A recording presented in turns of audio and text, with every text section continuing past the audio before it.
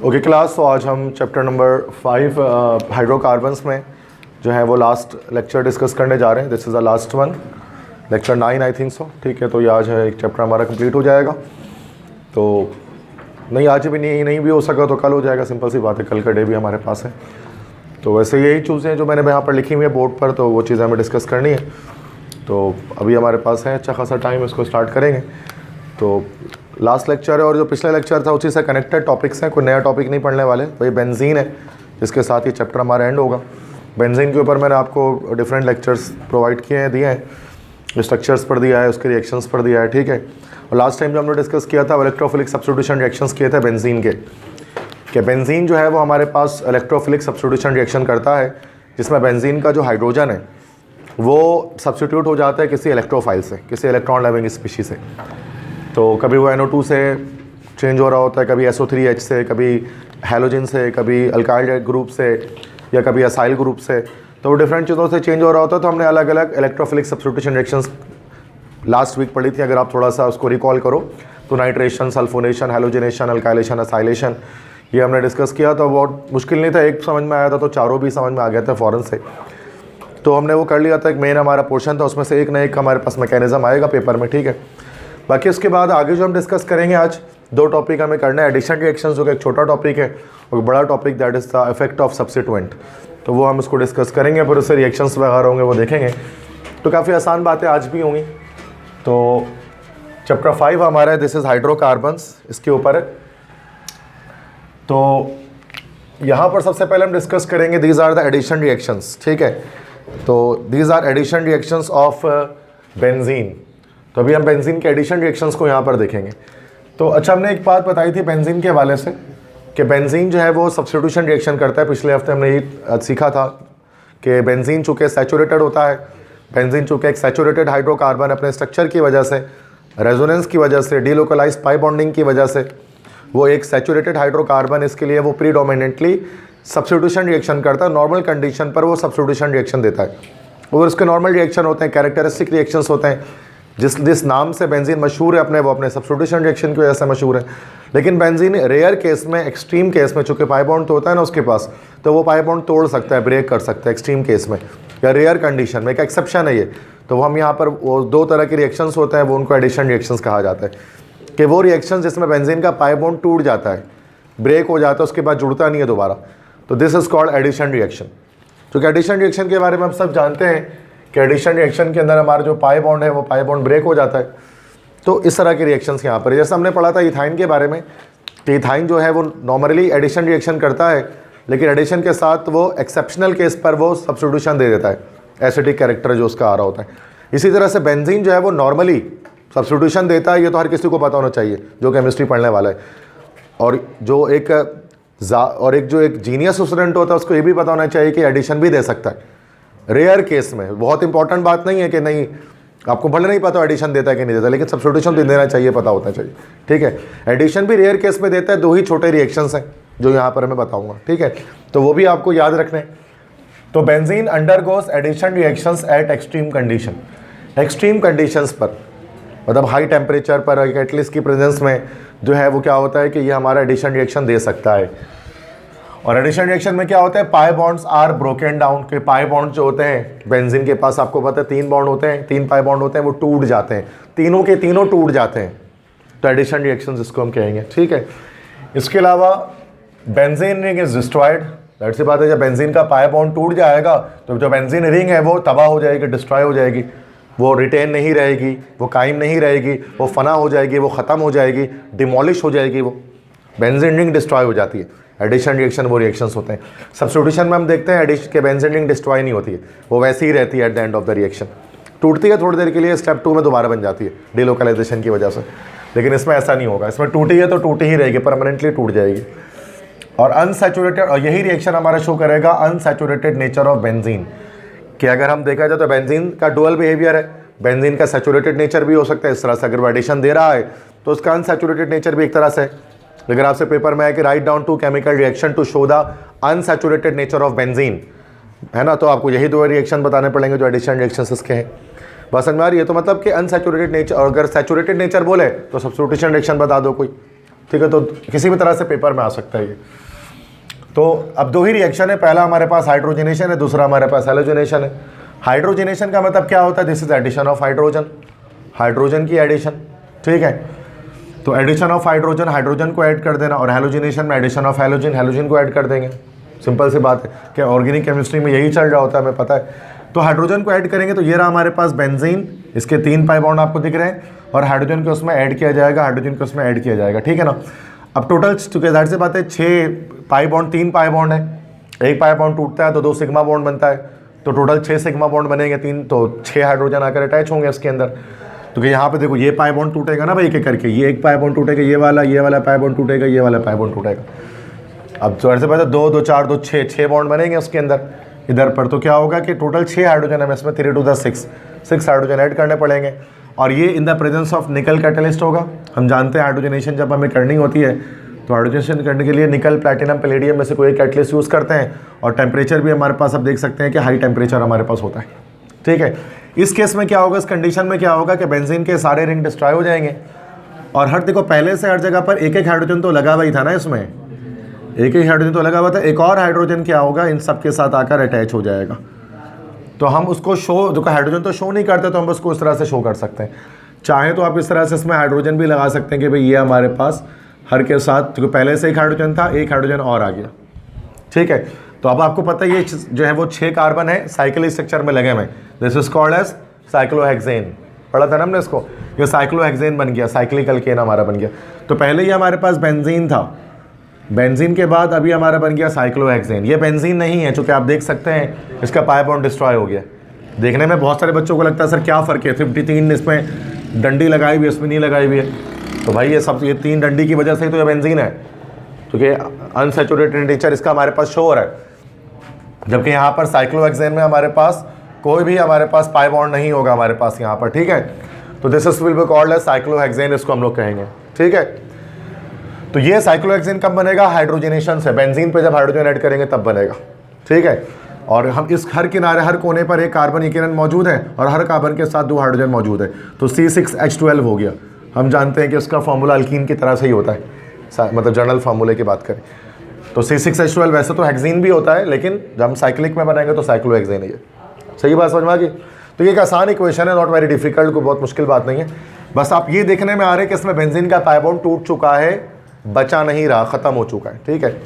इसके बाद हैलोजनेशन, एक हैलोजनेशन हमने इससे पहले की थी, जब हमने हैलोजन से रिएक्शन कराया था in the presence of Lewis acid.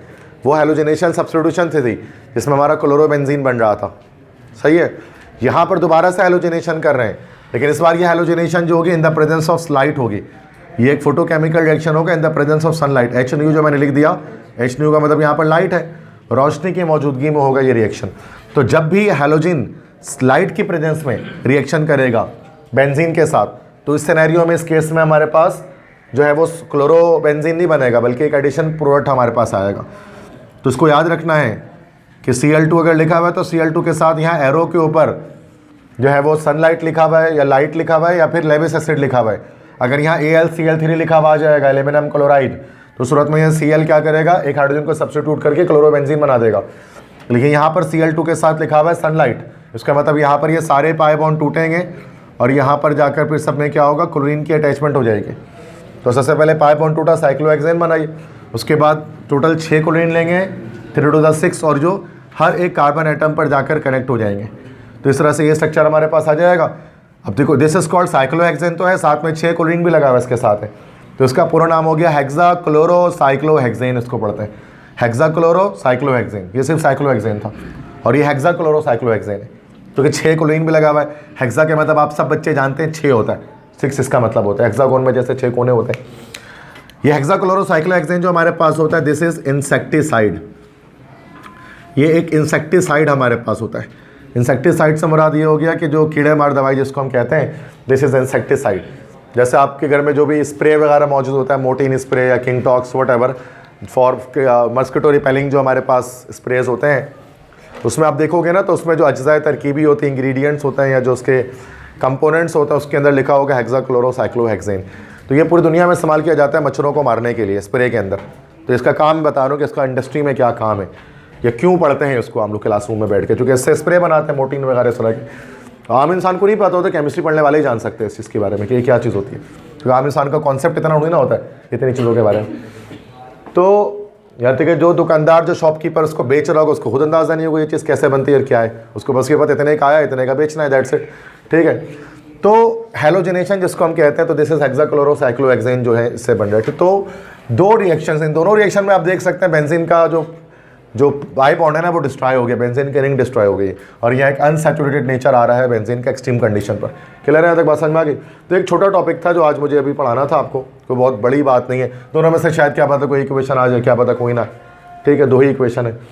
तो अब इसके बाद आते हैं मेन टॉपिक पर हमारे जो आज का, दिस इज सब्स्टिट्यूएंट इफेक्ट, जिसको ओरिएंटेशन ऑफ बेंजीन भी कहा जाता है, दोनों कह सकते हैं। तो ये एक बड़ा टॉपिक है, पूरे क्लास में बैंड तक यही चलेगा, इसके बाद चैप्टर एंड हो जाएगा। सब्स्टिट्यूएंट इफेक्ट, सब्स्टिट्यूएंट का असर, मतलब उर्दू में बोले तो सब्स्टिट्यूएंट कैसे कहा जाता है, इलेक्ट्रोफाइलिक सब्स्टिट्यूएंट है ना भाई, जो जाकर बेंजीन पर जाकर अटैक करता है, हाइड्रोजन को हटा तो उसकी जगह पर लग जाता है। इस टॉपिक का ताल्लुक इस रिएक्शन से नहीं, एडिशन से नहीं है, इस टॉपिक का ताल्लुक जो है ना इलेक्ट्रोफिलिक सब्स्टिट्यूशन रिएक्शन से, क्योंकि सब्स्टिट्यूएंट वहीं पर होता है, सिंपल सी बात है। तो चूंकि बुक में पहले इसको बताया कि एडिशन को, उसके बाद सब्स्टिट्यूएंट, और ये बड़ा टॉपिक भी था, तो मेरी आदत यही होती है कि बड़े को मैं एट द एंड, क्लास के एंड में कराता हूँ, ताकि वो चलता ही रहे क्लास के एंड तक जब भी हो। छोटे टॉपिक पहले करके हम फ्री हो जाए, ताकि उसकी टेंशन ना रहे हमारे पास, ठीक है। तो ये बड़ा टॉपिक है, तो क्या पता आज खत्म हो जाए, क्या पता ना हो। तो सब्स्टिट्यूएंट इफेक्ट इसको हम कहते हैं, सब्स्टिट्यूएंट का असर। तो क्या चीज़ होती है, what is substituent effect? The effect of the first substituent on the incoming electrophile is called substituent effect और ओरिएंटेशन ऑफ बेंजीन। मतलब कि पहले सब्स्टिट्यूएंट का इफेक्ट आने वाले दूसरे इलेक्ट्रोफाइल पर, ये कहलाता है सब्स्टिट्यूएंट इफेक्ट, या फिर ये कहलाते हैं ओरिएंटेशन ऑफ बेंजीन। दोनों बात कहते हैं, पेपर में सब्स्टिट्यूएंट इफेक्ट के नाम से आ सकता है, या फिर जो है वो ओरिएंटेशन ऑफ बेंजीन के नाम से आ सकता है। ओरिएंटेशन किसी को कहते हैं, ओरिएंटेशन का मतलब तो रास्ता बताना किसी को किसी एक जानब गामजन करना, ले किसी को, ओरिएंटेशन इसको कहा जाता है। लेकिन यहाँ पर जैसे कि ओरिएंटेशन सेशन जिसको हम कहते हैं, जिसमें हम पाथ गाइड करते हैं, मतलब एक ऐसी ओरिएंटेशन के मतलब हम बता रहे हैं यहाँ पर। तो जैसे कि अभी हम यहाँ पर 26 नवंबर में, तो हमारा एप्टीट्यूड का होगा, मतलब इस संडे को छोड़ के next Sunday E CAT MD CAT का ओरिएंटेशन होगा दिसंबर में, ताकि हम एनडी टेस्ट स्टार्ट करें ई कैट एम कैट। तो ओरिएंटेशन में उसका हम ओरिएंटेशन सेशन कहते हैं, जब हम करते हैं ओरिएंटेशन सेमिनार कहते हैं, ठीक है, जिसको ओरिएंटाउन में हमने स्टार्ट किया। तो ओरिएंटेशन का मतलब यही होता है कि लाइक उसमें हम बच्चों को ओरिएंट करते हैं, डायरेक्शंस बताते हैं कि क्या डायरेक्शन है, आपको आगे किस तरह से पढ़ना है, अगर आपने इंजीनियरिंग ली तो किस तरह से, मेडिकल ली तो किस तरह से। तो वो ओरिएंटेशन कहलाते हैं, ज़रूरी होता है स्टूडेंट के लिए, करियर काउंसलिंग भी जिसको आप कहते हैं। तो ओरिएंटेशन मतलब डायरेक्शन बताना। इसी तरह से जब आपने यूनिवर्सिटी में आप जाते हैं ना, यूनिवर्सिटी को जो फर्स्ट डे होता है उसको ओरिएंटेशन डे कहा जाता है, और एनईडी में या डिफरेंट और यूनिवर्सिटी में, तो ओरिएंटेशन डे उसको हम कहते हैं। क्यों ओरिएंटेशन डे उसको हम कहते हैं? क्योंकि उस दिन आपको रास्ते बताए जाते हैं कि ये कैंटीन है, और फिर ये आपका डिपार्टमेंट है, ये आपका जो है वो ऑफिस है, ठीक है, जहाँ पर, या फिर ये स्टूडेंट अफेयर्स के डिपार्टमेंट है, ये लाइब्रेरी है, ये सारी चीज़ों का फर्स्ट डे बताया जाता है। तो कहते हैं उसको ओरिएंटेशन डे का नाम दिया जाता है एनईडी यूनिवर्सिटी के अंदर, हर साल होता है। तो ओरिएंटेशन का मतलब यही होता है कि रास्ता बताया जाए, किसी को रास्ता दिखाया जाए, किसी को पाथ दिखाया जाए। तो ये इंग्लिश का एक वर्ड है ओरिएंटेशन, ओरिएंट करना किसी चीज़ को एक तरफ, ठीक है। तो डिक्शनरी में होता है ये वर्ड लिखा हुआ। केमिस्ट्री में इसके क्या मतलब है, ये केमिस्ट्री में ये वर्ड क्यों आया ओरिएंटेशन का, ओरिएंटेशन ऑफ बेंजीन या सब्स्टिट्यूएंट इफेक्ट। तो इसका सेम वही मतलब आएगा, रास्ता बताना, रास्ता दिखाना। क्या मतलब? देखो जैसे ये हमारे पास बेंजीन है, this is the benzene air, you can see. अभी हमारे पास बेंजीन मौजूद है, कोई सब्स्टिट्यूएंट नहीं, और आपको पता है बेंजीन के हर किनारे पर यहाँ पर एक हाइड्रोजन होता है, जो मैं एच नहीं लिख रहा, आपको पता है हाइड्रोजन होता है यहाँ पर। अब अगर पहला ये रहा हमारा सब्स्टिट्यूएंट, ये कहलाता है इलेक्ट्रोफाइल है, सब्स्टिट्यूएंट है, इलेक्ट्रॉन लविंग स्पीशी है, और आपको पता है कि ये हमेशा क्या करेगा, इनमें से किसी एक हाइड्रोजन को हटाकर अटैक कर देगा। और ये सारे हाइड्रोजन आइडेंटिकल होते हैं, एक जैसे होते हैं। आइडेंटिकल मतलब सेम होते हैं, एक जैसे होते हैं। तो उनमें से किसी को भी हटा सकता है, ये उसकी जगह पर आ सकता है, सिंपल सी बात है। तो मैंने बताया था ना कि हम अक्सर इस वाले को हटा रहे थे, कभी इस वाले को भी हटाया जाता है, और कभी इसको हटा लेते हैं। तो इससे फ़र्क नहीं पड़ता, चूँकि हम बेंजीन, हम पाई बॉन्ड ये वाला तोड़ रहे थे, कोई टीचर ये वाला तोड़ देते, कुछ ये वाला तोड़ देते। कोई भी पाई बॉन्ड तो टूटेगा, जहाँ पाई बॉन्ड टूटेगा वहीं पर जाकर सब्स्टिट्यूएंट जाकर अटैक करेगा। बात समझ में आ रही है? तो अब यहाँ पर जो पहला इलेक्ट्रोफाइल होगा ना, उसकी मर्जी है, वो किसी भी हाइड्रोजन पर जाकर अटैक कर सकता है, इससे कोई फ़र्क नहीं पड़ता है। आप जिस पे अटैक कर दो, दुनिया का कोई टीचर नहीं बोलेगा आपने गलत किया, किसी में भी कर सकते हैं। तो ये तो चलो भाई पहला इलेक्ट्रोफाइल है, हमने इसी ऊपर वाले हाइड्रोजन की जगह पर इलेक्ट्रोफाइल को अटैक कर दिया। ये हमारे पास मोनो सब्स्टिट्यूटेड बेंजीन कहलाता है। मतलब मोनो सब्स्टिट्यूटेड बेंजीन से मुराद वो बेंजीन जिस पर एक सब्स्टिट्यूशन जो है वो आ चुकी है, एक सब्स्टिट्यूएंट जिस पर अटैच कर चुका है, तो मोनो सब्स्टिट्यूटेड बेंजीन। अब देखो अब क्या हो गया है, अब जैसे ही यहाँ पर मोनो सब्स्टिट्यूटेड बेंजीन अटैक कर जाएगा ना, तो अब यहाँ पर नंबरिंग हो सकेगी इस बेंजीन के अंदर। मतलब जहाँ सब्स्टिट्यूएंट डिस्चार्ज होगा उसको 1 नंबर देंगे, 1 2 3 4 5 6। तो टोटल हमारे पास क्या हुआ कि 1 2 3 4 5 6 6 टोटल हमारे पास क्या आ गए, दिस आर द पोजिशंस यहाँ पर आ गए। इसमें जो है ना ये फर्स्ट 2 और 6 ये दो पोजीशन के मैंने ओ लिख दिया है, this position is called ortho position, 2 और 6 ऑर्थो है। इस तरह से 3 और 5 जो पोजीशन है, ये दोनों पोजीशन इनको मैंने एम लिख दिया है, एम से मुराद यहाँ पर है मेटा पोजीशन।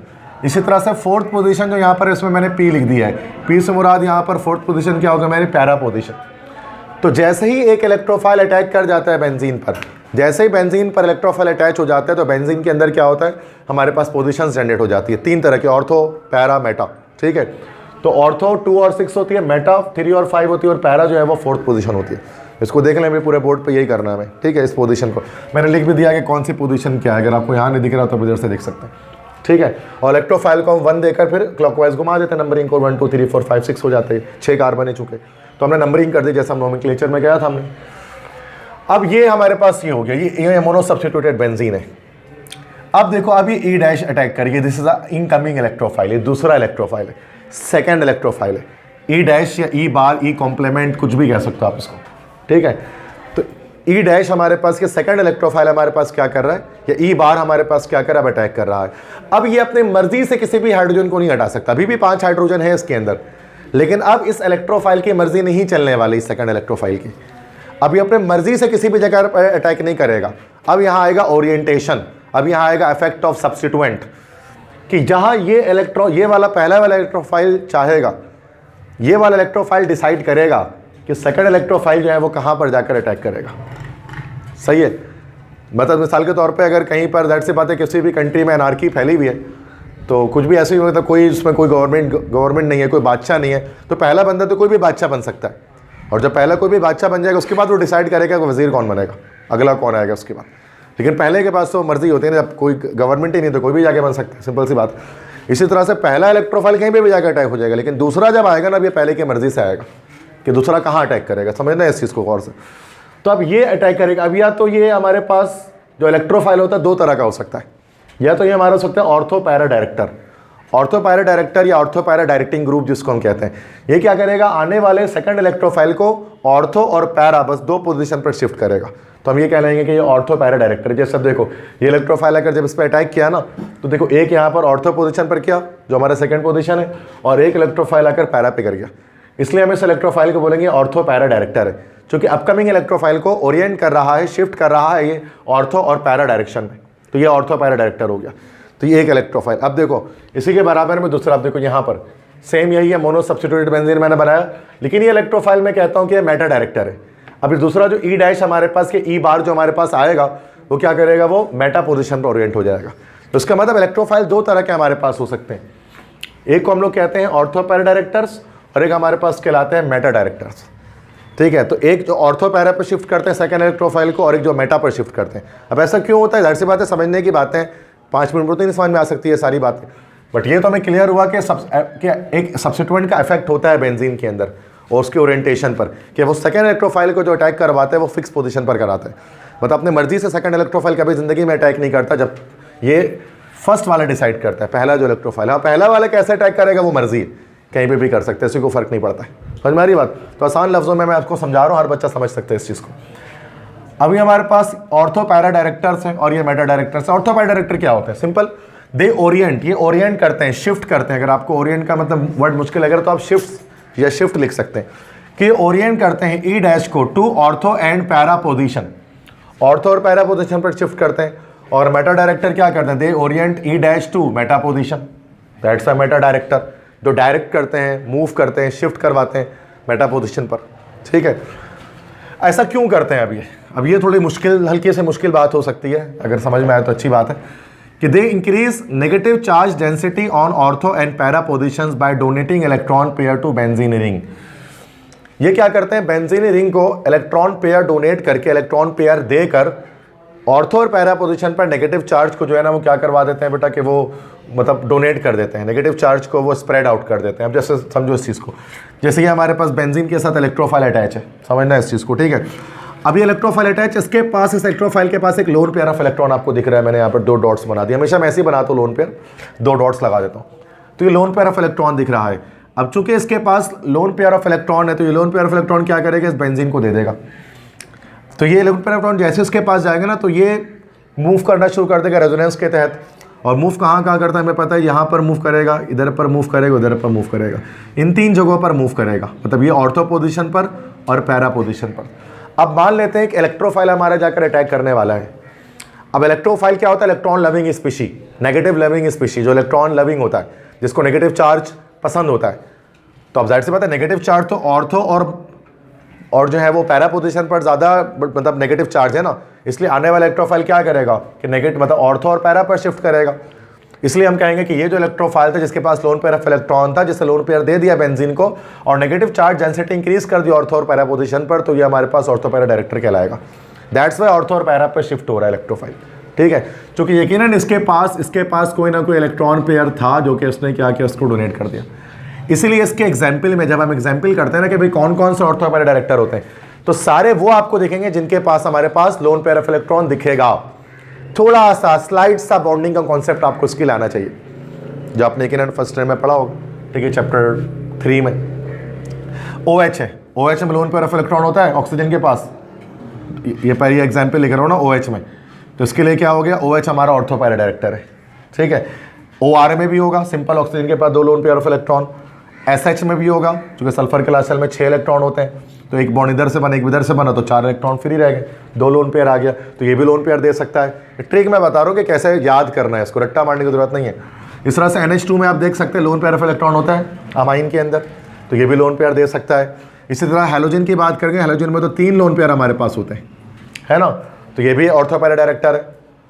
तो जितने भी हमारे पास ऑर्थो पैरा डायरेक्टर होते हैं उनके पास लोन पेयर ऑफ इलेक्ट्रॉन होता है। बात समझ में आ रही है, तो मुश्किल बात नहीं है।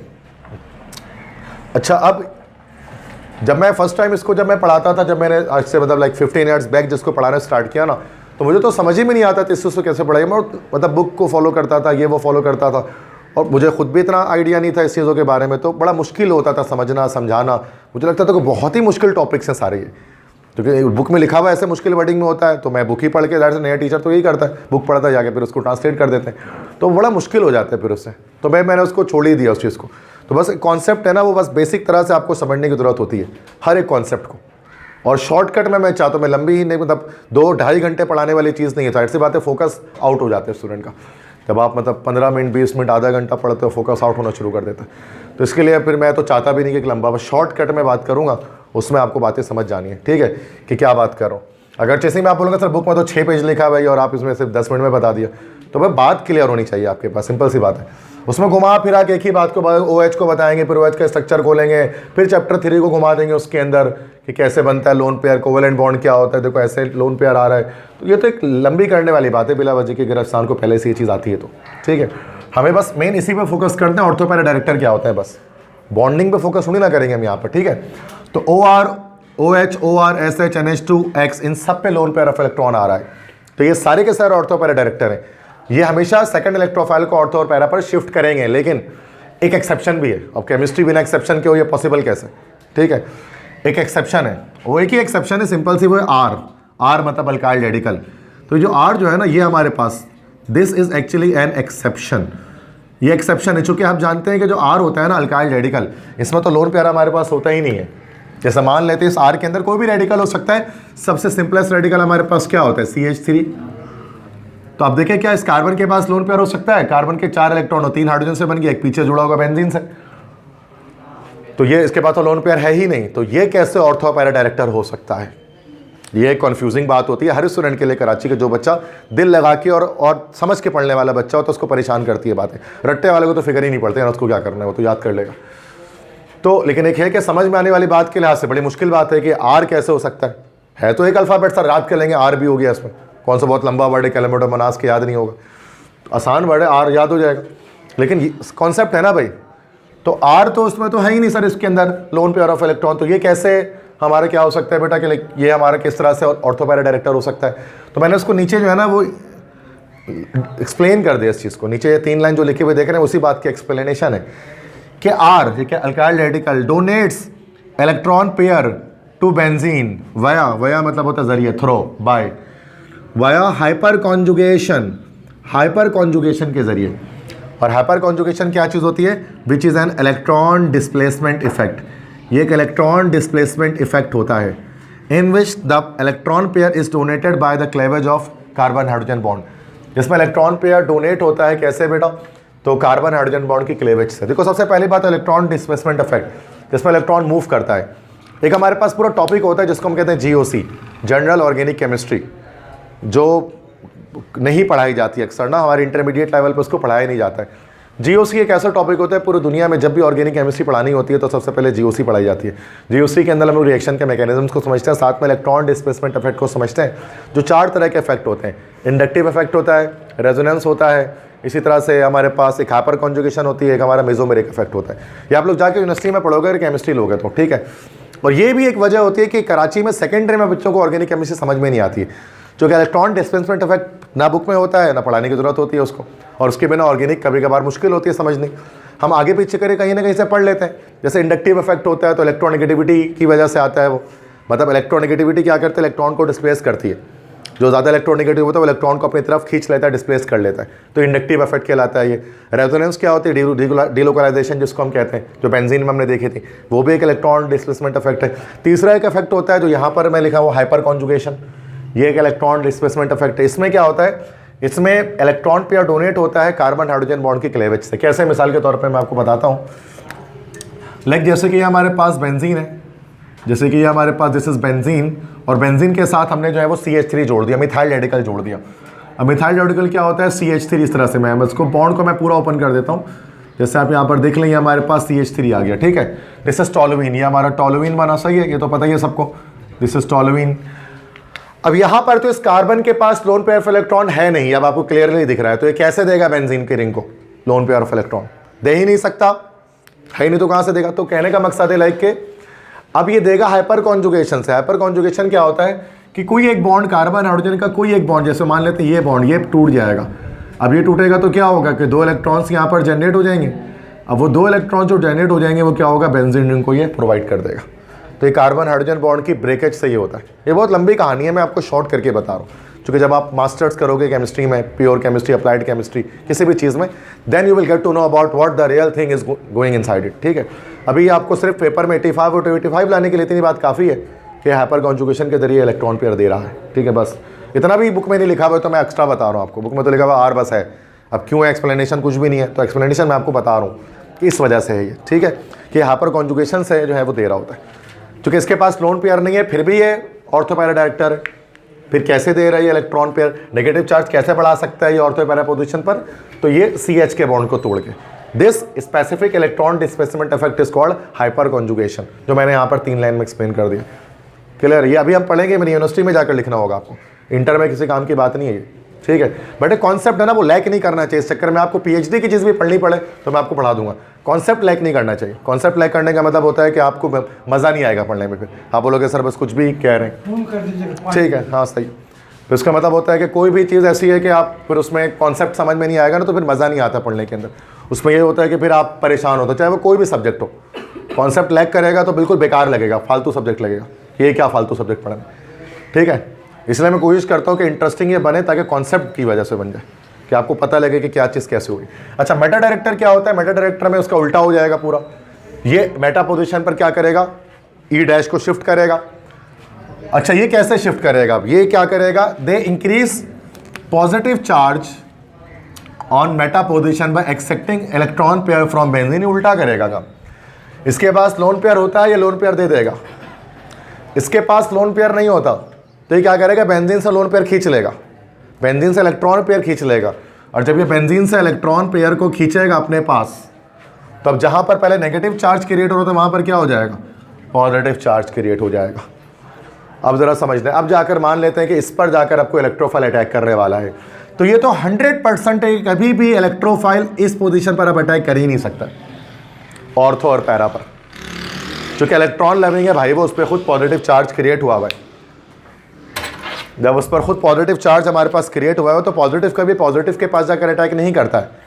सिंपल सी बात है, पॉजिटिव हमेशा नेगेटिव पर अटैक करता है। इलेक्ट्रोफाइल पे पॉजिटिव चार्ज होता है, वो कभी भी प्लस पे जाकर अटैक नहीं करेगा, वो हमेशा माइनस पे अटैक करेगा या बहुत ज़्यादा न्यूट्रल किसी जगह पर जाकर अटैक कर लेगा।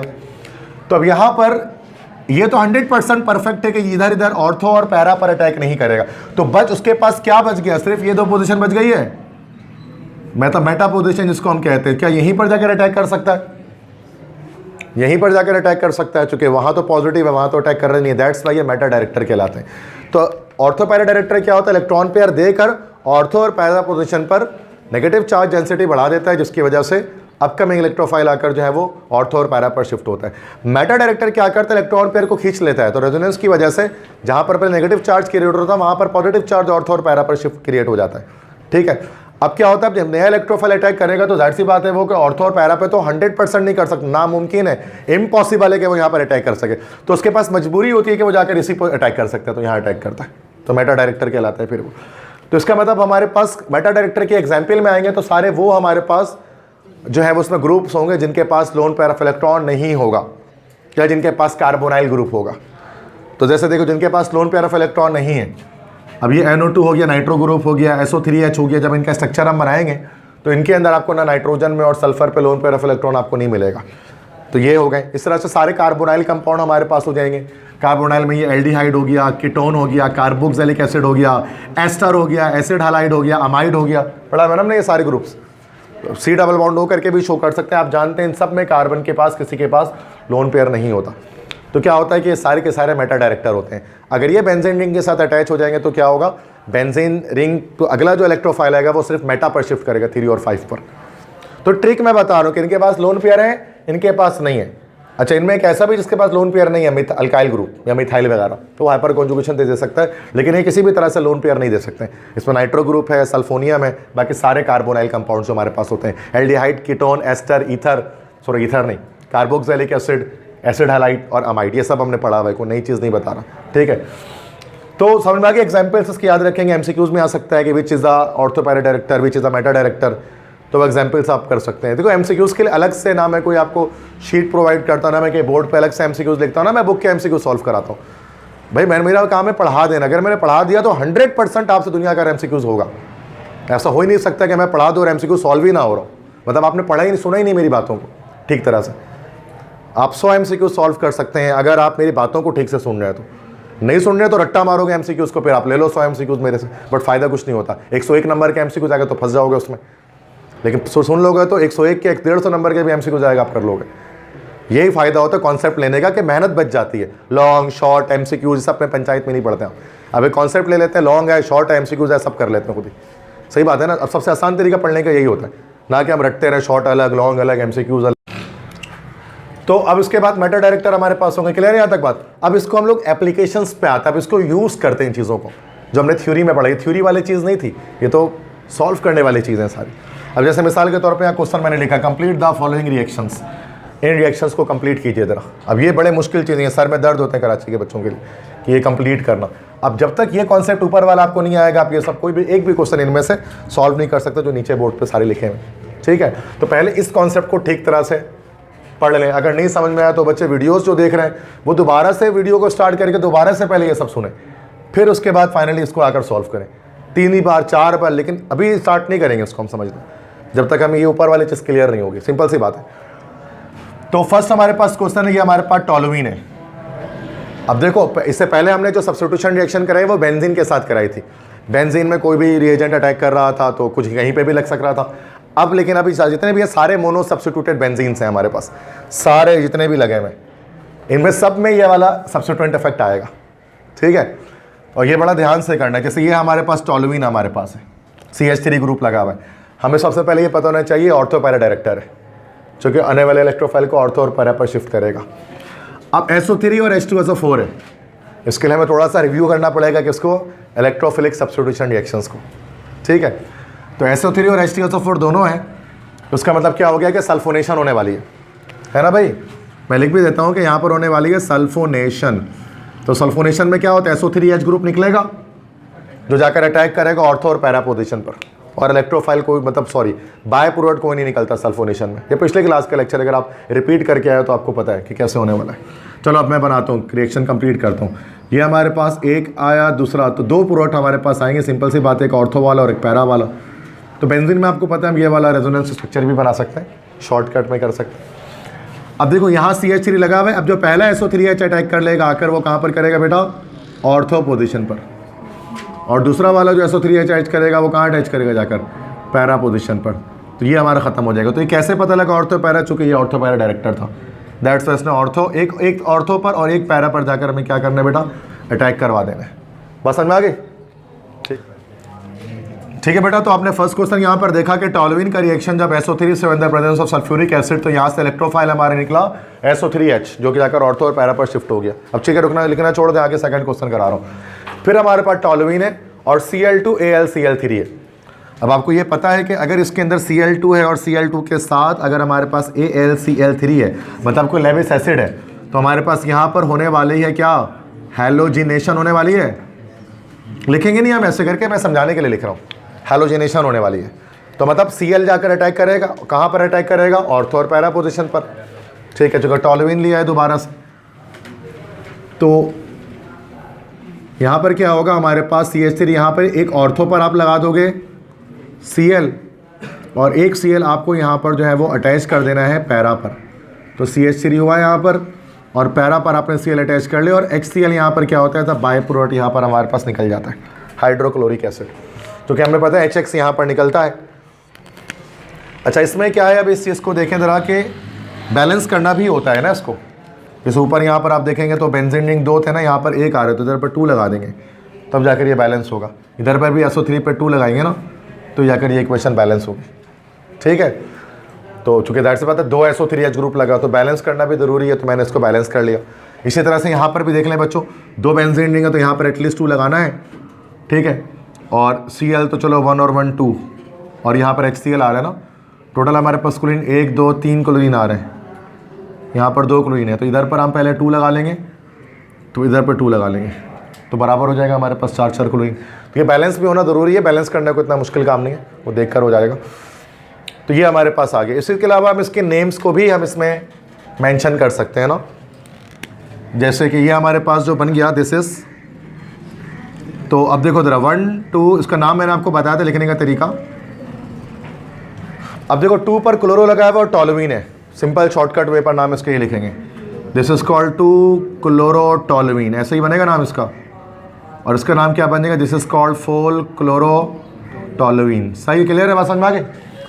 अच्छा, इसके बाद क्वेश्चन 3 हमारे पास है, थर्ड क्वेश्चन है। अच्छा, ये आपने लिख लिया इसको, एडिशन वाला, तो मैं वहाँ नहीं लिख रहा ना, जगह नहीं है और शायद पीछे दिखाई भी नहीं देगा वहाँ से बच्चों को, तो मैं इधर से मिटा देता हूँ ना। ठीक है, ये एडिशन मैं अब कंप्लीट मिटा रहा हूँ। सही है, क्लियर है, हो जाएगा।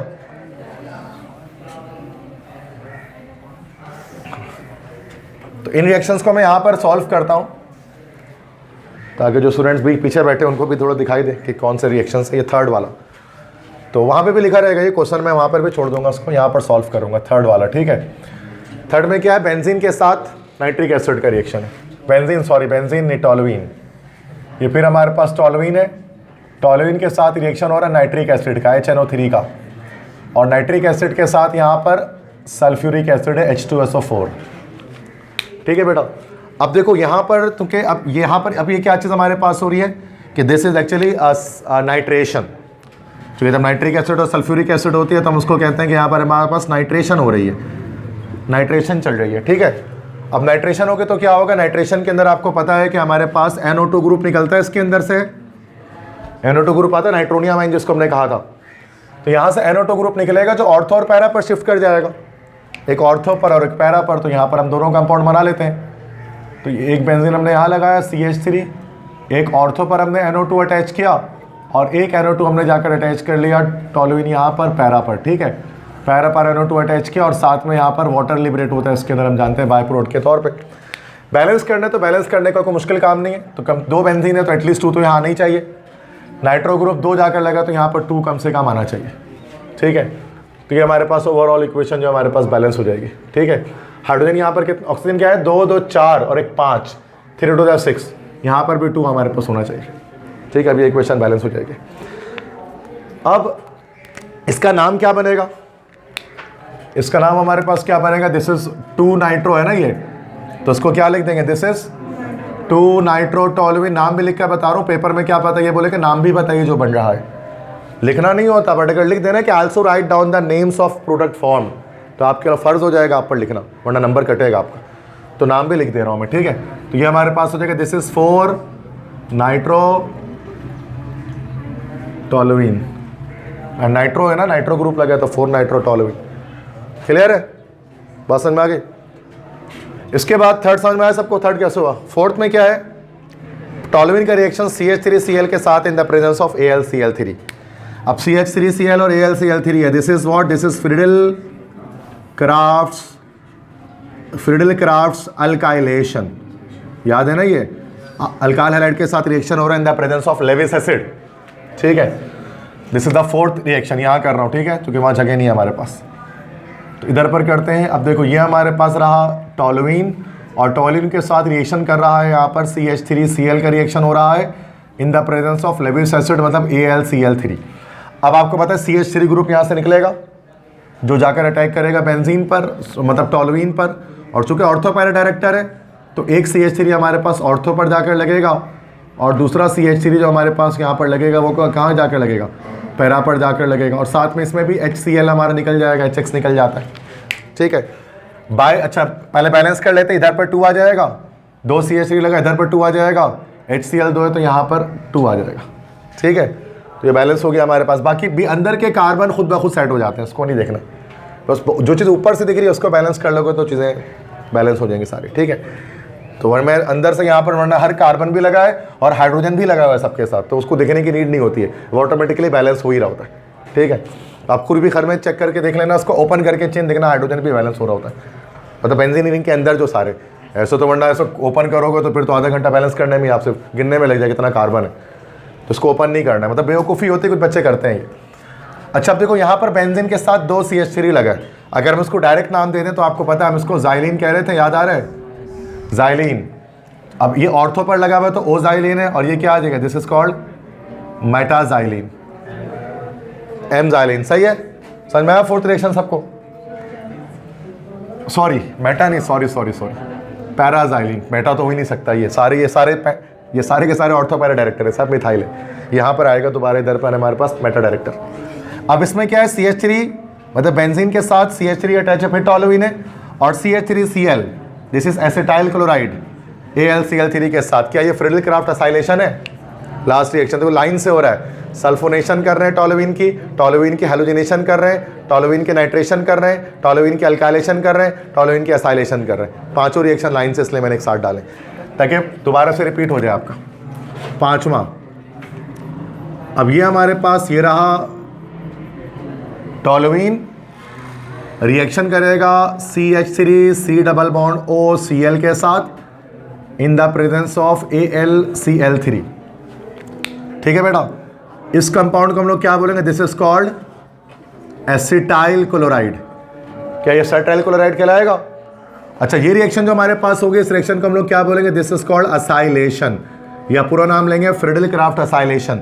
यहाँ से असाइल ग्रुप क्या, ये वाला पूरा ग्रुप अटैक निकल जाएगा यहाँ से जो बेंजीन पर अटैक करेगा।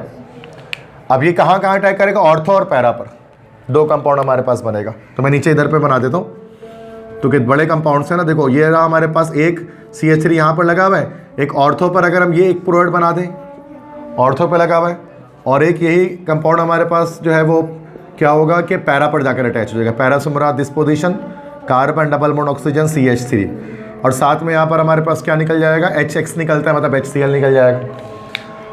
अब इधर पर बैलेंस करने के बाद तो हर बार जैसे कर रहा हूँ, 2 बेंजीन रिंग है तो यहाँ पर 2 लगा लो, बाकी इधर पर 2 ये चीज़ लग रही है तो इधर पर 2 लगा लिया जाए, क्लोरीन 2 है, यहाँ क्लोरीन 1 है तो इधर पर 2 लगा दीजिए, ये खुद ब खुद बैलेंस हो गया सारा, सही है। मतलब ऐसे ही मैं शॉर्टकट बैलेंस कर रहा हूँ उसको। अब मैं एक एक करके गिनूंगा नहीं, 1 कार्बन 2 कार्बन, बेवकूफ़ी है, सेकेंड ईयर में आ गए अब हम, ठीक है। तो वो डायरेक्टली मैं शॉर्टकट ट्रिक आपको बता रहा हूँ बैलेंसिंग कैसे करें। पेपर में इतना टाइम थोड़ी ना होता, 3 घंटे का पेपर होता है, 6 घंटे का थोड़ी ना होता है कि आप 2 घंटा बैलेंस में लगा दोगे, ओके। प्लस अच्छा अब देखो, अब इसके नेम अगर हम चेक करें, अच्छा नेम इसका थोड़ा सा डिफिकल्ट होगा, इसका नाम यहाँ पर, ठीक है। थोड़ा सा इसका नाम यहाँ पर डिफिकल्ट आएगा, और आपको पता है यहाँ पर मैंने इसका नाम भी नहीं लिखा है, तो ये भी थोड़ा सा मुश्किल होगा। रीज़न मैं बता रहा हूँ, पता है क्या, यहाँ पर बात हो जाएगी उसकी, यहाँ पर बात होगी लाइक प्रियोरिटी की, तो समझना जरा इस चीज़ को। इसका भी कॉमन नेम है टॉलुइन, इसका भी हम कॉमन नेम यहाँ पर जानते हैं एसिटोफिनोन, पूरे कंपाउंड का। तो दोनों के कॉमन नेम है, मिथाइल के भी और एसिटोफिनोन के भी। ये थोड़ा मुश्किल नाम हो जाएगा, बाकी तो बच्चों वाला नाम है, लिख लेंगे। अब इसमें हम क्या करेंगे, अब देखो जरा, इसमें हम क्या करेंगे, जो इस ग्रुप है ना COR, आपको पता है इसकी हमेशा से वो ज़्यादा है, लाइक जो प्रायोरिटी है, तो नंबरिंग हम यहाँ से करेंगे 1 2 3 4 5 6। अब हम 2 को मिथाइल कह देंगे इसमें। अब देखो नाम देखो, 2 मिथाइल लिखेंगे, या 2 मिथाइल नहीं तो आप 2 ही मिथाइल लिख लेते हैं, 2 मिथाइल। और ये हमारे पास क्या आएगा कि दिस इज एसिटोफिनोन। समझ गए, इसका नाम थोड़ा अलग टाइप का बन रहा है, टॉलुइन पेंड नहीं हो रहा है बाकी जैसे इसकी तरह या वहाँ की तरह, ठीक है। अब इधर पर क्या हो जाएगा, यहाँ पर नंबर 1 देंगे, 1 2 3 4, तो दिस इज 4 मिथाइल, और एंड में क्या हो जाएगा, एसिटोफिनोन। अब आ जाओ यहाँ पर, जो मैंने यहाँ छोड़ा था जानबूझकर, ठीक है। इसको भी मैं अगर आपको बता देता हूँ नेमिंग किस तरह से करेंगे इसकी। तो अब यहाँ देखो SO3H की प्रायोरिटी ज़्यादा होती है CH3 से, तो यहाँ पर हम लोग इसको नंबरिंग इसको 1 देंगे, 1 2 3 4 5 6, इसी तरह से 1 2 3 4 5 6। तो इसका हमारे पास क्या नाम हो जाएगा, दिस इज, इसका नाम मैं लिख रहा हूँ 2 मिथाइल, उसके बाद बेंजीन सल्फोनिक एसिड। इसी तरह से ये क्या हो जाएगा, 4 मिथाइल बेंजीन सल्फोनिक एसिड। तो कभी कभार प्रायोरिटी भी देखनी पड़ती है, अगर दोनों के कॉमन नेम्स होते हैं ना, तो फिर प्रायोरिटी के लिहाज से टॉलुइन को मिथाइल के लिहाज से नाम लिख देते हैं। ये यहाँ पर हो रहा है इस केस में, और एसिटोफिनोन के केस में, और बेंजीन सल्फोनिक एसिड की। बाकी सब में हमने आपको टॉलुइन पता एंड में दिया है ना। ये सारे जो थे ना बेटा, इन सब में हमने क्या किया, मिथाइल ग्रुप को लिया है, और मिथाइल ग्रुप क्या था, हमारा ऑर्थो पैरा डायरेक्टर था। अब हम यहाँ पर क्या करें, क्वेश्चन नंबर 6 में आ जाओ, 5 तक तो सॉल्व कर ले, क्वेश्चन 6 यहीं पर सॉल्व करूँगा। तो ये हमारे पास इस बार हमारे, अच्छा ये भी हमारे पास ऑर्थो पैरा डायरेक्टर ही है। अब देखो छठा, देखो छठा क्या हमारे पास है, OH है ना, लोन पेयर है इसके पास, तो तुमने यहाँ पर लिखा हुआ है, ये देखो मिटा थोड़ी ना बोर्ड से कुछ भी, ये ऑर्थो पैरा डायरेक्टर है, ऑर्थो पैरा। तो अभी Cl क्या करेगा, हेलोजेनेशन होगी, ऑर्थो और पैरा पर शिफ्ट करेगा। ये तो वही वाला हो गया यार, तो काफ़ी 5 सवाल ऐसा किया, छठा भी वैसे ही आ रहा है। तो OH यहाँ पर आया, एक Cl आपने क्या लगाया, ऑर्थो पर लगाया, एक Cl आपने कहाँ लगा दिया, पैरा पर लगा दिया, और साथ में HCl आपने निकाल दिया, उसमें जो होता है इसका बाय प्रोडक्ट।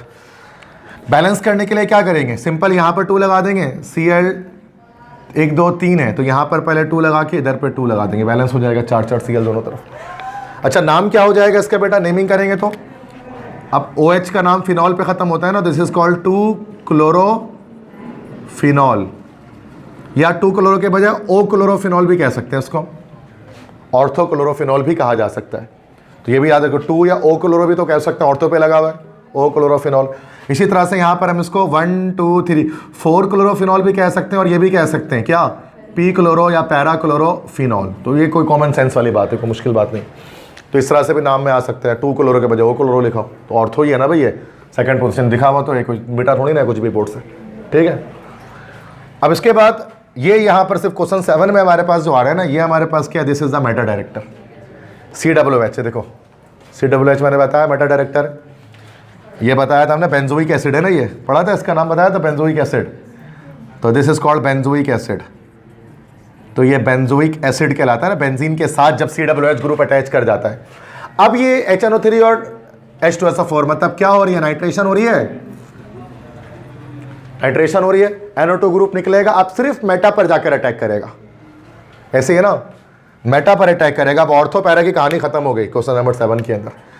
तो इधर पर क्या होगा कि ये बेंजीन रिंग हमारा ये COOH हो गया, और मेटा पर जाकर, मेटा ये थोड़ी ना है, मेटा ये और ये पोजीशन मेटा है ना, NO2 इधर पर जाकर अटैक करेगा, और साथ में ये वाटर रिलीज हो जाती है, नाइट्रेशन, सही है। अब अगर यहाँ पर देखोगे आप, इसका नाम क्या बन गया भाई, इस स्पेसिफिक कंपाउंड का नाम, तो देखो 1 2 3 नाइट्रो है ना, 3 नाइट्रो, ये M नाइट्रो भी कह सकते हैं बेटा, सही है, 3 नाइट्रो, उसके बाद बेंजोइक एसिड, ये मेटा नाइट्रो बेंजोइक एसिड भी कहा जा सकता था। क्लियर है बात, समझ में आ गई। तो ये हमारे पास ऐसे करके सवाल आ सकता है, कंप्लीट द फॉलोइंग रिएक्शन। और इसमें क्या पता आपको सवाल में कोई मोनो सब्स्टिट्यूटेड बेंजीन दे दिया जाए, तो इस सवाल को सॉल्व करने के लिए प्योर कॉन्सेप्ट, दो तरह के कॉन्सेप्ट आपको चाहिए। पहला कॉन्सेप्ट आपको अच्छा होना चाहिए इलेक्ट्रोफिलिक सब्स्टिट्यूशन रिएक्शन का, 5 टाइप उसके बिना नहीं हो सकता, है ना भाई। दूसरा आपको इफेक्ट ऑफ सब्स्टिट्यूएंट या सब्स्टिट्यूएंट इफेक्ट का कॉन्सेप्ट। ये दोनों कॉन्सेप्ट मिक्स होगा तो कोई मसले की बात ही नहीं है इनको सॉल्व करना, ऐसे है ना भाई। ये दोनों कॉन्सेप्ट लग रहे हैं पिछले क्लास का भी और आज की क्लास का भी, तो ये रिएक्शन आराम से सॉल्व होते जा रहे। रटने की चीज़ें नहीं है सारी है, अब क्या याद करेंगे इसको, ठीक है। अब इस तरह से क्वेश्चन इस तरह से भी आ सकता है, परफॉर्म द फॉलोइंग कन्वर्जेंस। इसमें वर्डिंग करके होता है toluene to ortho para nitro benzoic acid, तो टोलुइन को आप इसमें कन्वर्ट कर दें, या बेंजीन टू मेटा नाइट्रोटोलुइन, या बेंजीन टू ट्राई नाइट्रोटोलुइन। तो ये भी मैं आपको इसको बताता हूँ, ठीक है। नेक्स्ट क्वेश्चन हमारे पास है परफॉर्म द फॉलोइंग कन्वर्जेंस, ठीक है। अब जरा देख लें इसको। परफॉर्म द फॉलोइंग कन्वर्जन में क्या होता है कि like toluene to ortho para nitro benzoic acid, कि टोलुइन स्टार्टिंग मटेरियल है। पहले मैं यहाँ पर सॉल्व करूँगा उसके लिए, थोड़ी बड़ी जगह चाहिए इसके लिए, कि टोलुइन को आप कन्वर्ट कर दें ortho para nitro benzoic acid में। मतलब स्टार्टिंग मटेरियल आपका, स्टार्टिंग जो आपको लेना है टोलुइन लेना है, यहाँ से शुरू करना है। तो टोलुइन से मुराद क्या है कि बेंजीन रिंग उसके साथ CH3 ये आपको लेना है, और यहाँ से ओ पैरा नाइट्रो बेंजोइक एसिड बना लें। मतलब बेंजोइक एसिड से मुराद COOH और ortho para nitro benzoic acid, मतलब कि ऑर्थो पर हमारे पास नाइट्रो लगा हो और हमारे पास पैरा पर नाइट्रो हमारे पास लगा हो, ठीक है। ओके, अच्छा अब इसको किस तरह से बनाया जाएगा क्वेश्चन 1 को, टोलुइन को ortho para nitro benzoic acid. अब इसको थोड़ा सोचने वाली बात होगी। सबसे पहले अगर हम ये काम कर लें कि टोलुइन है ना, इसको अगर हम पहले बेंजोइक एसिड बना देंगे तो अच्छा, तो फिर क्या होगा, मसला हो जाएगा। चूँकि और टोलुइन का जब हम बेंजोइक एसिड बनाएंगे तो इस सिनेरियो में या इस केस में हमारे पास क्या होगा कि बल्कि इस सवाल को करने से पहले क्वेश्चन 1 है toluene to ortho para nitro benzoic acid, इस सवाल को करने से पहले मैं क्वेश्चन 3 आपको मैं कराता हूँ, ठीक है ना। आई थिंक वो ज़्यादा मुश्किल सवाल है, 3 वाला ज़्यादा आसान है। This one, benzene to TNT tri nitrotoluene, this is much better, easy है। तो बेंजीन को हमें जो है वो कन्वर्ट करना है TNT में, TNT, ठीक है। तो ट्राई नाइट्रोटोलुइन में, जिसको हम कहते हैं, तो बेंजीन को TNT में कन्वर्ट करना है, ज़रा समझना है इसको। TNT is try nitrotoluene. एक तो TNT होता है, ये जो सामने या TNT मोहल्ला है हमारा रहमत चौक का, इसको हम रहमत चौक के करीब है, दिस इज TNT मोहल्ला, तो उसको आप कहते हैं Mohammad Mustafa colony, MM colony. तो TNT वो टेलीग्राफ एंड टेलीफोनिंग, पुराने ज़माने में PTCL जो था, PTCL का नाम था टेलीग्राफ एंड टेलीफोनिंग। TNT की तार होती थी, बड़ी मशहूर, सुनी होगी, कुंडा मारते जिससे। तो TNT जो है वो पहले नाम था PTCL का।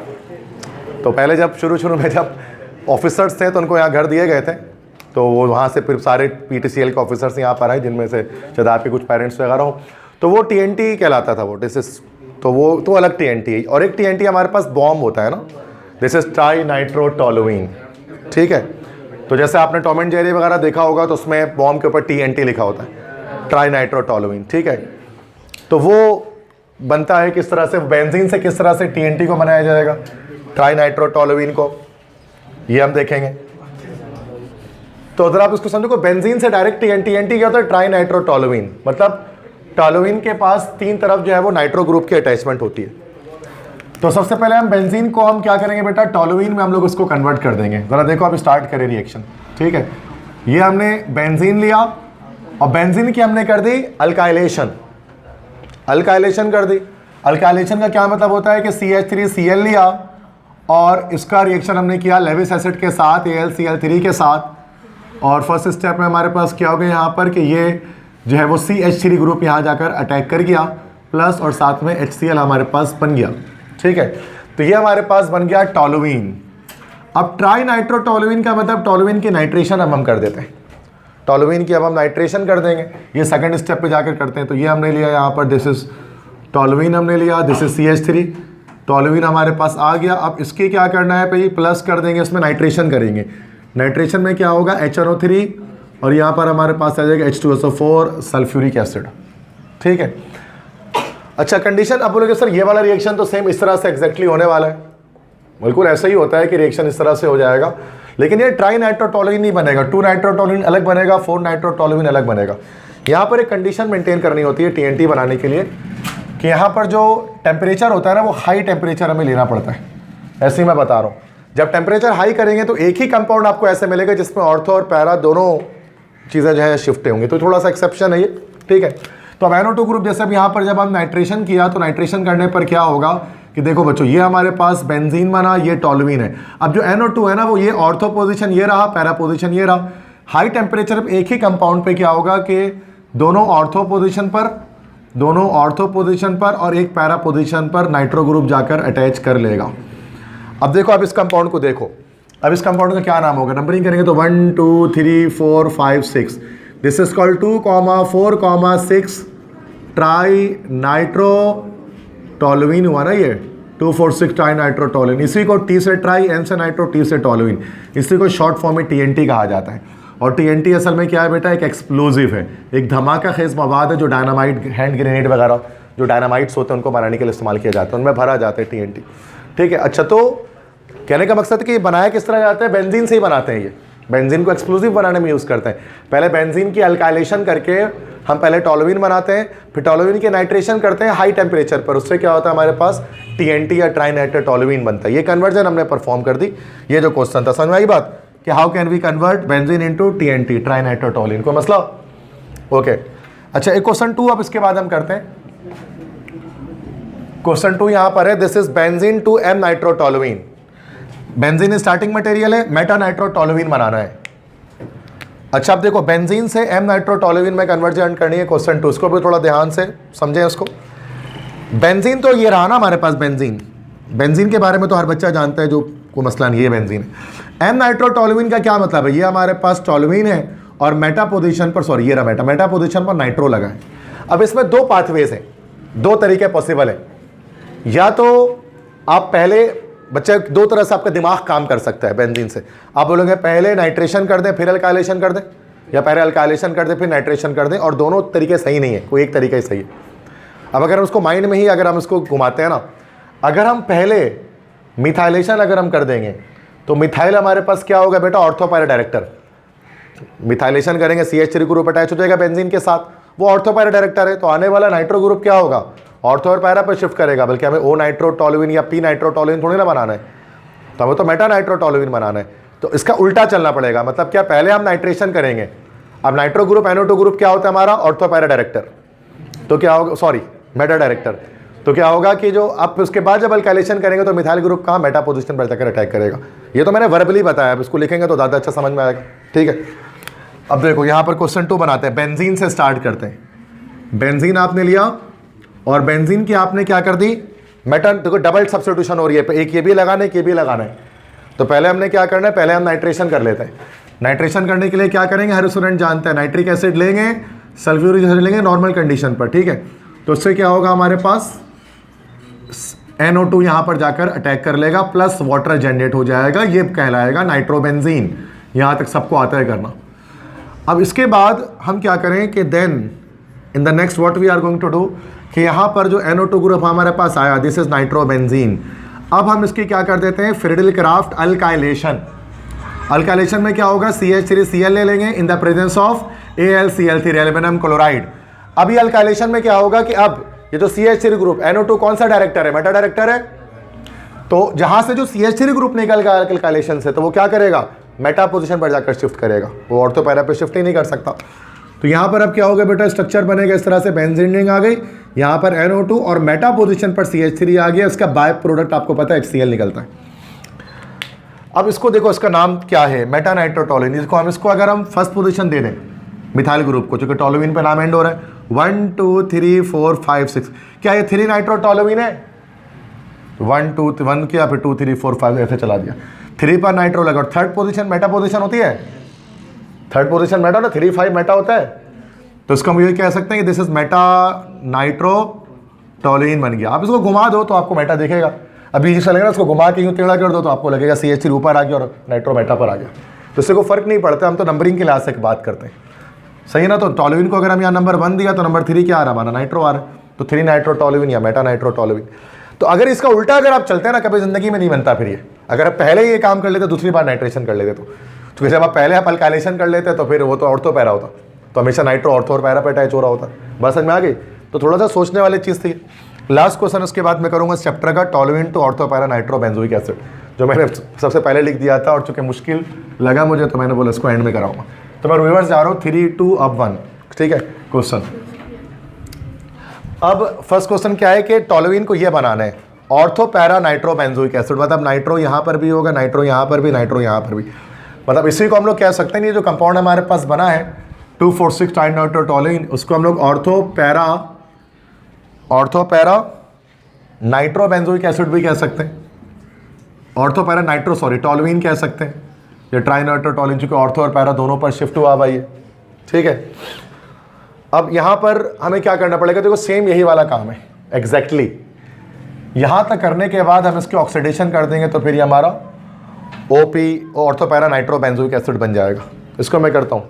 अच्छा एक बुक मुझे दिखाएं ज़रा फिलहाल कि इन्होंने ऑर्थो पैरा के नेम सही लिखा है कि नहीं लिखा है, इसको ज़रा मैं चेक कर लूँ फिर मैं आपको बता देता हूँ। तो ये सवाल मुझे थोड़ा सा अजीब सा लग रहा है। ओके, TNT वाला है ये तो सही बना है, M नाइट्रोटोलुइन भी सही है। अच्छा ये उन्होंने उसमें बनाया हुआ ना ortho para nitro benzoic acid.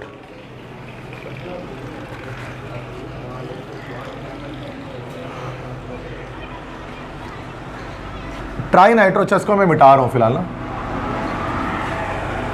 अच्छा ये ortho para nitro benzoic acid, tri नहीं लिखा हुआ इन्होंने, तो शायद ये अलग अलग कंपाउंड बनाना चाहते हैं। ओ नाइट्रो बेंजोइट अलग बनाना चाहते हैं और शायद मेटा नाइट्रोइक बेंजोइक अलग बनाना चाहते हैं। तो मैं उसी सेंस के लिहाज से बात कर ले रहा हूँ, ठीक है ना। चलो अब स्टार्ट करते हैं। थर्ड क्वेश्चन है, बेंजीन से स्टार्ट करना है और ortho para nitro benzoic acid बनाना है। देखो सिंपल कंडीशन यही करते हैं हम, जैसे कि पहले अगर हम कर लेते हैं अल्काइलेशन, दूसरी बार हम लोग कर देते हैं उसकी नाइट्रेशन, लेकिन नाइट्रेशन नॉर्मल कंडीशन पे करते हैं तो अलग अलग हमें प्रोडक्ट मिल जाएगा। फिर उसके बाद ऑक्सीडेशन हम यहाँ पर कर देंगे, ठीक है। 3 स्टेप में जाकर ये बनेगा। तो मैं स्टार्ट कर रहा हूँ।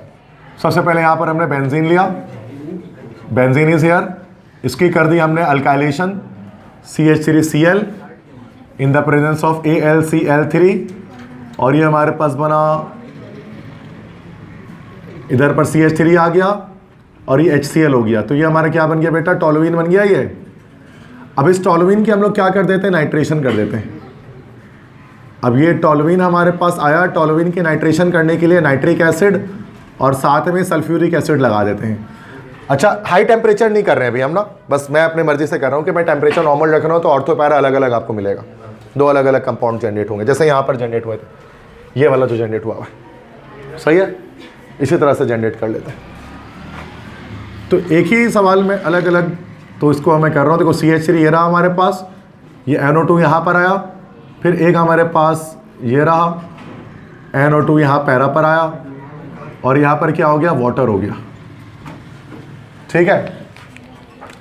बैलेंस करने के लिए इधर पर 2 लगा लेंगे, और आई थिंक इधर पर शायद हाइड्रोजन होता है ना पूरा, इधर पर 2 लगता है और इधर पर यहाँ पर 2 लग जाती है, बैलेंस हो जाता है।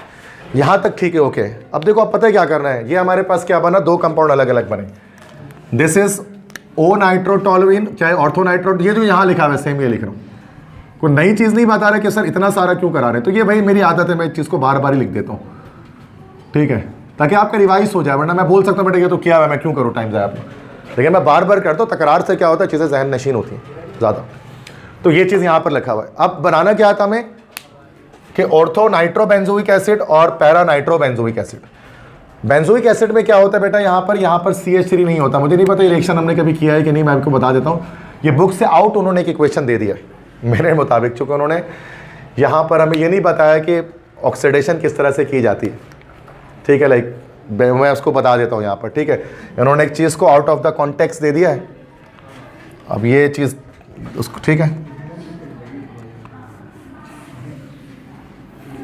ये तो ऊपर बने हुए हैं ये स्ट्रक्चर्स, ठीक है।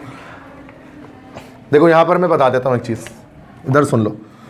देखो जब हम ऑक्सीडेशन करते हैं ना, ऑक्सीडेशन टोलुइन की, जैसे ये हमारे पास ये रहा हमारे पास, दिस इज कोई भी रेडिकल यहाँ पर हमारे पास है, टोलुइन है, जैसे CH3 ग्रुप अगर यहाँ पर लगा हुआ है, CH3 ग्रुप यहाँ लगा हुआ है, जब हम इसकी ऑक्सीडेशन करेंगे KMnO4 की प्रेजेंस में पोटेशियम परमैंगनेट की, तो होगा क्या, सिंपल एक कॉन्सेप्ट होता है कि यहाँ पर जो CH3 ग्रुप है ना वो COOH में चेंज हो जाता है। तो ये एक पुरानी बुक का टॉपिक था जो उन्होंने न्यू में डाल दिया, जबकि रिएक्शन की है नहीं इसमें, तो ये थोड़ी सी चेंजिंग की ज़रूरत है, क्या पता अगले साल इसको ख़त्म कर दें इस सवाल को, ठीक है।